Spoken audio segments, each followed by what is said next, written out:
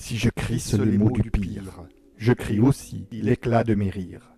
J'écris même, parfois, sans gémir. Sans fin, vous hantez les gouffres de l'Empire. Sans fin, nous avalons et nous laissons mourir. Sans feinte, nous pourrions chanter les terres d'un sourire. Mais quelle complainte pourrait nous guider?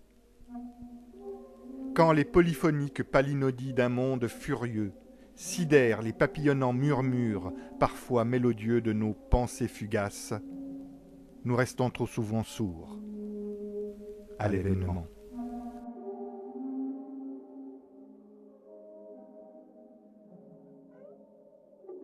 Pourtant, il faudrait tendre l'écoute pour marcher en arrière du bruissement de nos pas.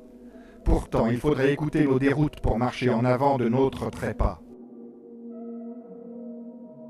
Doit-on s'arc-bouter, prendre position pour mieux repartir au plus près du vent? Bâbord, amur. Bien sûr.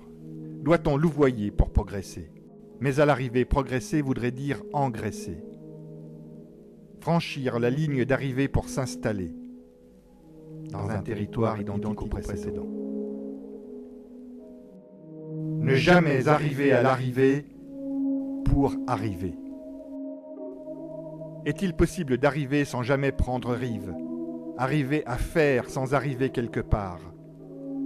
Tenter d'inaboutir. Toujours commencer sans véritablement recommencer. Avancer, débroussailler pour apercevoir un peu plus loin. Un ordinaire de la marche, un ordinaire en marche. Un rituel du non-renoncement. Une gymnastique des petits matins quotidiens pour que nous éblouissions quelquefois le soleil levant. Soleil impassible qui encore cache la lumineuse chevelure de Kairos. Quand l'ordinaire est en marche, quand chaque jour l'ordinaire nous étonne, alors l'insoumission nous porte. Du fond du chaos, elle porte nos propres lois, et tout devient possible, et l'inéluctable s'effondre avec le pire.